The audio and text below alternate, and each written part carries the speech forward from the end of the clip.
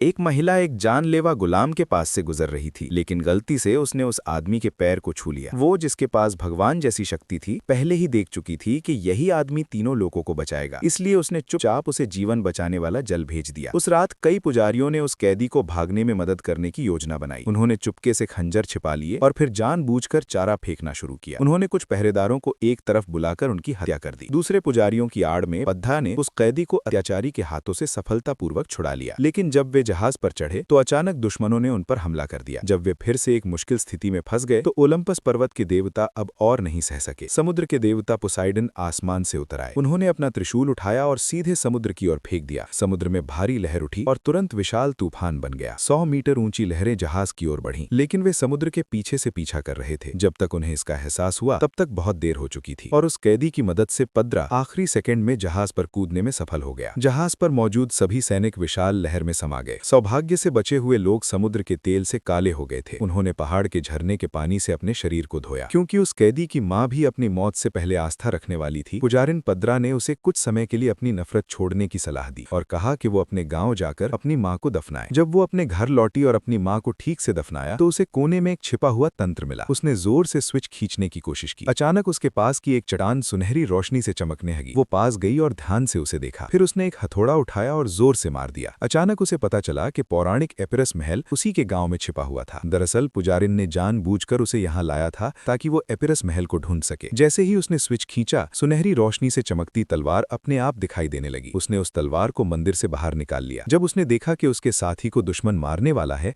तो उसने दूर से 4 तीर चलाए। तलवार ने बिना चूके दुश्मन के कमजोर स्थान पर वार किया। इस तरह पद्रा और उसका साथी बच गए। एपिरस महल की मदद से उन्होंने अत्याचारी को हराने और अपने बाकी साथियों को बचाने के लिए वापस जाने का फैसला किया। लेकिन जब वे मंदिर पहुंचे तो वहां कोई नहीं था। अचानक कमरे से चीख सुनाई दी। पुजारिन दौड़कर एपिरस महल के पास गई और पूरी ताकत से उसे नीचे धकेलने लगी। कुछ लोगों ने उसे पकड़कर पीछे खींच लिया। उन्हें समझ नहीं आया कि उसने ऐसा क्यों किया। पद्रा टूट गया और उसे एहसास हुआ कि एपिरस महल ही उसका अपना विनाश बन गया है। सबने मिलकर एपिरस महल को नीचे धकेल दिया। ये दृश्य देखकर सब बहुत क्रोधित हो गए। तभी अचानक कुछ सैनिक मंदिर से बाहर आ गए। पुजारिन अब इन दरिंदों को और नहीं सह सकी। उसने चाकू उठाया और सीधे दुश्मनों की ओर दौड़ पड़ी। जब वो सीढ़ियों से नीचे उतरी तो उसे पता चला कि दुश्मनों ने पहले से घात लगाई हुई थी। चारों तरफ से दुश्मन निकल आए और उसे घेर लिया। उसके साथ आई दूसरी पुजारिन को भी सीढ़ियों से धक्का देकर गिरा दिया गया। एक दुष्ट कुत्ते ने मौका पाकर उसकी जादुई शक्ति छीन ली। पुजारिन को वहीं दुश्मनों ने मार डाला। तभी अचानक युद्ध के देवता एरीज आसमान से नीचे उतरे। उन्होंने दुश्मन के नेता को एक लात मारकर दूर फेंक दिया। किसी के संभलने से पहले ही एरीज ने बेहद तेज हमले से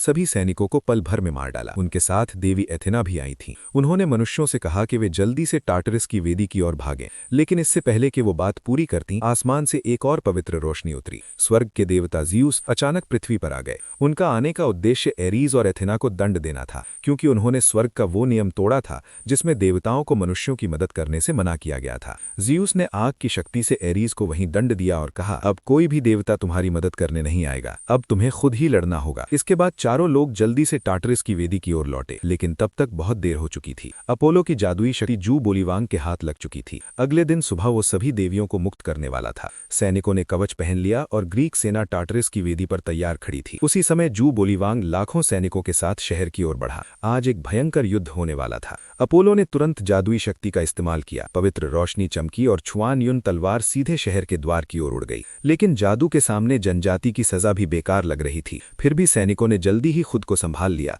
और दोबारा युद्ध के लिए तैयार हो गए। संकीर्ण टार्टरस वेदी में उन्होंने दुश्मनों से भयंकर लड़ाई लड़ी। संख्या कम होने के बावजूद उनका साहस बहुत बड़ा था। अब उन्हें अपने देश की रक्षा के लिए ब्लड रिवर शील्ड का इस्तेमाल करना पड़ा। आखिरी हमले के समय जू बोलीवांग अकेले नरक पर्वत पर पहुंच गया। बहादुर टाइटन अचानक जाग उठा। जब अपोलो वहां पहुंचे तब तक टाइटन 10,000 साल की नींद से जाग चुका था और शहर के द्वार की ओर बढ़ रहा था। ये तीनों लोगों के सबसे अंधकारमय समय की शुरुआत थी। जब अपोलो बेहोशी से जागे तब तक जादुई शक्ति गायब हो चुकी थी। उनके साथी ने जादू उन्हें देने की कोशिश की, लेकिन अगले ही पल वो विस्फोट में मारा गया। उसी समय आसमान से 5 पवित्र रोशनियां उतरी। ओलंपस पर्वत के देवता ज़्यूस के नेतृत्व में वहां पहुंचे। जैसे ही अपोलो जादू लेने वाला था, ज़्यूस के बिजली वाले हथौड़े ने उसे सीधे शहर की ओर फेंक दिया। फिर ज़्यूस ने अपोलो को दुश्मन से लड़ने भेज दिया और खुद टाइटन से लड़ने पड़ने लगे, क्योंकि अब ये युद्ध मनुष्यों का नहीं रहा था। समुद्र के देवता पोसाइडन ने सबसे पहले हमला किया। तेज हवा ने टाइटन को पीछे धकेल दिया। बुद्धिमान देवी एथेना ने भी अपनी शक्ति दिखाई। ज़्यूस ने अपने बाएं हाथ का हथियार उठाया और बिजली की ताकत से दुश्मन पर हमला किया, लेकिन टाइटन के लगातार हमलों के सामने देवता भी धीरे धीरे कमजोर पड़ने लगे। बहादुर पोसाइडन भी फंस गए। देवी एथेना भी बुरी तरह घायल हो गई। उन्हीं की मुड़ी हुई तलवार उन्हें दीवार से जड़ गई। आंखें बंद किए उस देवी को देखकर ज़्यूस बहुत दुखी हुए। उन्हें पता था कि अब स्वर्ग के देवता टाइटन को रोकने की पूरी कोशिश कर रहे हैं। तब ज़्यूस पत्थर की मूर्तियों के बीच खड़े हुए। उन्होंने दोनों ओर की विशाल पत्थर की मूर्तियों को